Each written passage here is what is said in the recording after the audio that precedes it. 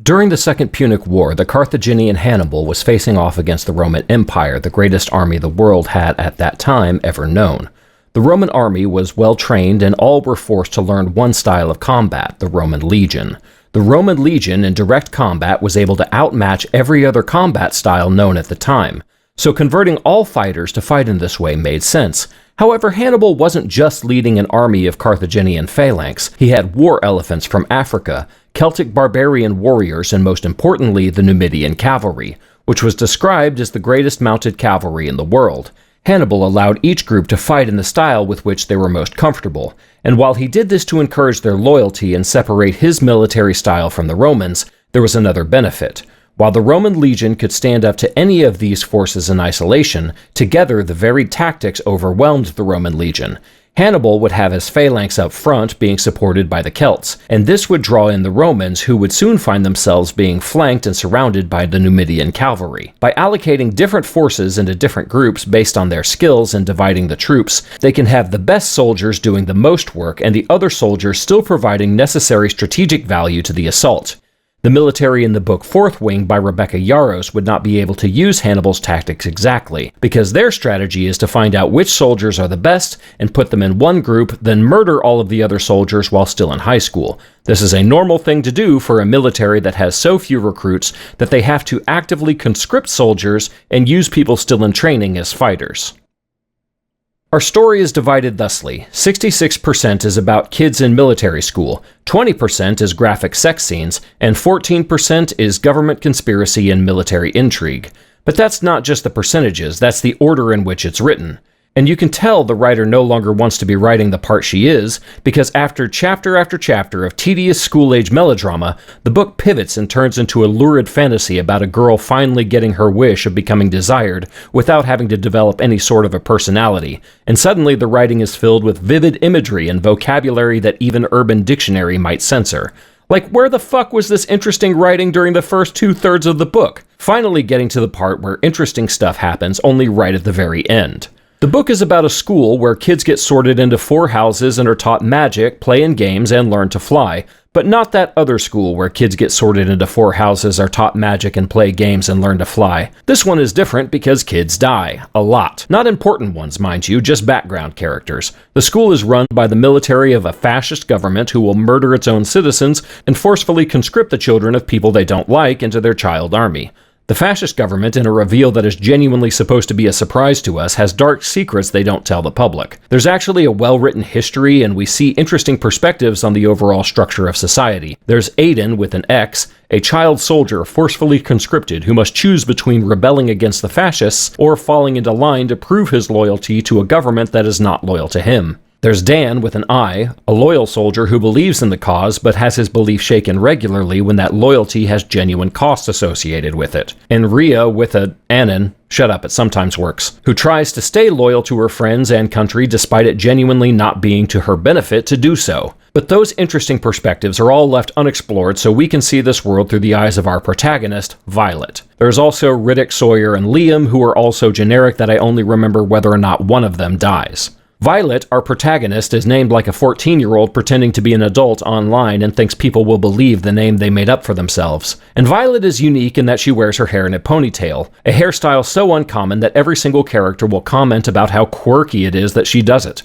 Violet is awful, both as a character and as a person. As a character, she's uninteresting. She has the least relevant perspective of the entire story, not being oppressed by the fascist government, but likewise not being special enough to be a part of the fascist government. As a person, well, she's kind of like the friend who complains loudly about always getting left out in order to guilt her friends into inviting her places. They all go to Pigwort School of Witchcraft and Dragonry, where the stated goal of the school is to murder every child who doesn't have good genetics, isn't strong, clever, agile, and a good fighter.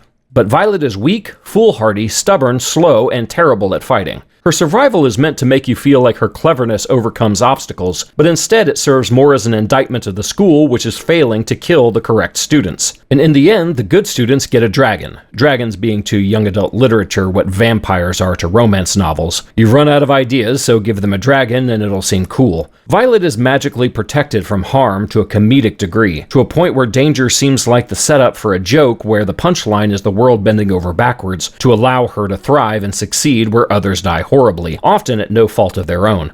At one point, the story gets so absurd that students are literally allowed to murder each other, and one tries to murder Violet only for a rules lawyer to appear and state that murder is only allowed at certain times of day. Had she attempted the homicide 2 hours earlier, there would be no problem, but because of a technicality, the assassin is literally executed. In keeping with the main character being the most special snowflake, she gets 2 dragons while others get none. This means that there's an extra avenue from which bullshit can flow. At one point, the character is in a situation where she's going to die because she fucking deserves it on every page of this fucking book. But the second dragon can literally stop time and give the main character a chance to escape. As this is literature, you may ask if stopping of time is a metaphor for war preventing the progress of species, or perhaps it's a statement on the never-ending cycle of violence, but no, that would be good writing. And good writing is as absent from this book as a protagonist with a personality. No, the dragon can stop time because the writer couldn't think of a clever way to get the protagonist out of the situation she was in.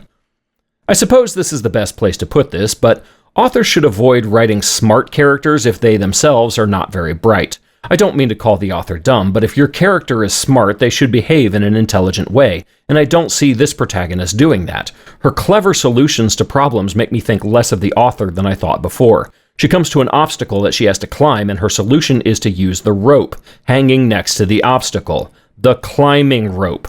That's not clever, that's having peripheral vision. Seriously, 2 other kids die on this obstacle. She at one point wins a fight by triggering a food allergy in her attacker, except that's not how allergies work. You don't lightly graze an orange and suddenly anaphylaxis sets in and you choke to death. And while we're on the topic of stuff that shouldn't work out for Violet, why does the main self-insert character of all these books always get 2 boyfriends? Dane and Zayden, have self-esteem. Why are they slumming it with someone who has no admirable qualities? I mean, we know why. This is a fantasy, where the author can pretend to be chosen by 2 magical boyfriends who really want to be with her and take her to prom, and where her 2 cats can be reimagined as dragons that choose her instead of being kidnapped from the garbage where she found them. To be fair, the protagonist is only interested in one of the boys at a time, but she rejects Dane because all he seems to want to do is protect her and keep her from being harmed, like he doesn't trust her, whereas Zayden's deal is that he wants to protect her and keep her from being harmed, but in a sexy way. There's a thing in these stories where the protagonist is really humble and doesn't want any attention and the praise that is thrust upon her. So she's not a bad person who seeks attention, but an innocent person who gets attention thrust upon her without wanting it. In this book, it's not that Violet wants to physically murder all the people who bully her, but the bullies leave her no choice but to literally burn her bullies to death. It's not that she wants to be attracted to the child of a revolutionary trader, it's that, and this is really in the book, her dragon's attraction to his dragon affects their emotions and makes them really horny for each other. Holy crap, this is the worst excuse since a 14-year-old claimed to be a virgin and was only pregnant because God wanted a child. But all in all, once you get past the silly school stuff and the sex stuff, and again, I mean literally past them, you're given a glimpse into a genuinely interesting setting where a fascist government turns out to be hiding a terrible secret, and she's barely over that before suddenly she finds out the fascist government turns out to be hiding another terrible secret. And 2 pages later, fascist government is hiding another terrible secret. These are all genuinely played like they're supposed to be surprising, like, oh no, what a shock, the military who executes its own citizens,